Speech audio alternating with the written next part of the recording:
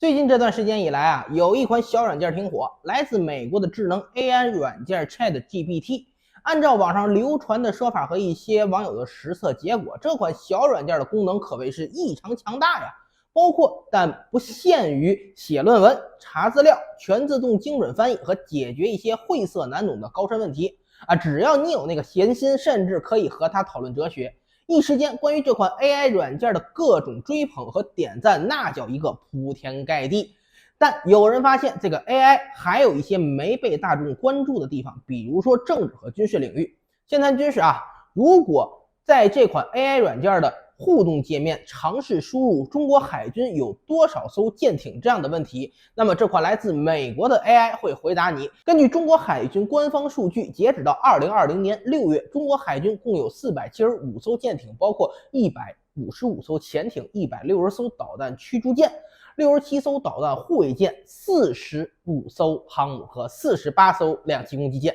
如果你再次询问 AI 能否确定这一数据，它会先给出肯定答复，称这些数据确凿无疑，乃是中国海军官方发布，并且还有自动编名字的能力。譬如45艘航母叫什么名字呀？每一艘都给你安排到位，像什么大连号、长江号、重庆号、黑龙江号、青岛号等等等等。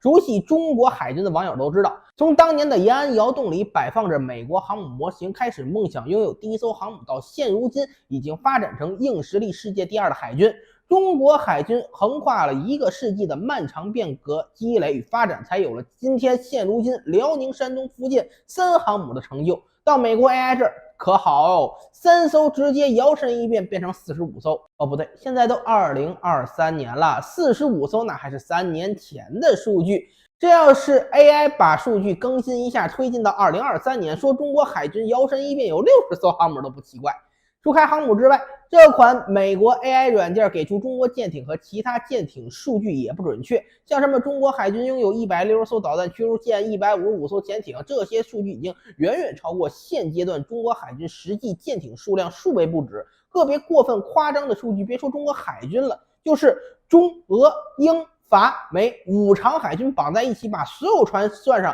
这个数据加起来都不够。就比如说那45个航母，这就衍生一个问题，这款美国软件为什么会给出这么离谱的数据，在常识性的问题上犯这么大的错误？不能说没有意外失误的可能，但这种常识性问题上错的这么离谱的概率实在是相当之低。毕竟 AI 软件本身就是一个高新技术产物，技术都这么高端了，搞不定常识，明显不合逻辑。那么我们来考虑一下另一种可能，有没有一种可能啊？我只是说可能，不一定是真的。这个 AI 它是故意搞错的，或者说研发这个软件写出逻辑算法的人故意让 AI 这么表述的。在回答这个问题之前啊，我们先来看一看这款源自美国的 AI 软件在近期的另一大热门问题，也就是美国俄亥俄州化工燃爆事故上的表现。经过这么多天的发酵和持续性报道之后，大家也知道了，美国俄亥俄州化工品燃爆事故完全称得上是一起因为低级人为错误和美国糟糕基础建设导致的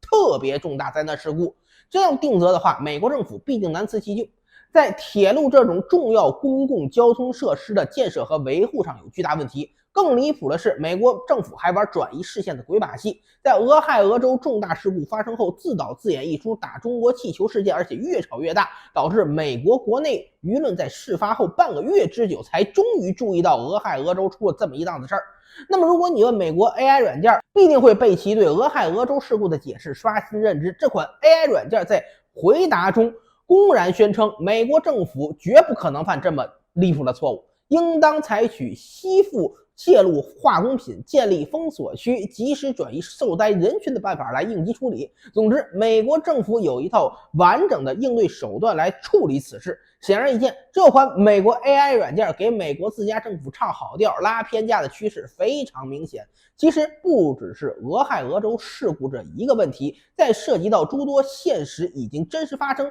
但从性质来判断，明显是美国国内负面消息的事件时，这款美国 AI 软件无一例外不是给美国政府虚空唱好调，就是把真正该有的正确处理手段说成是美国做派，给自家政府脸上添金，完全不顾真实美国是什么样。反正 AI 就在这儿啊，那美国就是世界民主自由灯塔。再以至美国政府现在年年大肆鼓吹中国威胁论，给中国国防建设造谣抹黑，将中国的国防力量描述成具有侵略性和不稳定性的虚假谣言后，我们再回头看看这个美国 AI 软件给中国海军虚空造船多添了42艘航母和上百艘驱逐舰的用意，并结合上面提到的美国 AI 软件自带的极度亲美属性，不难想象那些不是军迷对中国实际情况也不甚了解的外国人，在接触到风靡一时的 AI 软件，了解到所谓的中国海军有45艘航母、160艘驱逐舰的情况，在听到美国整天在西方世界鼓吹的那些中国威胁论谣言后，心里到底会怎么想？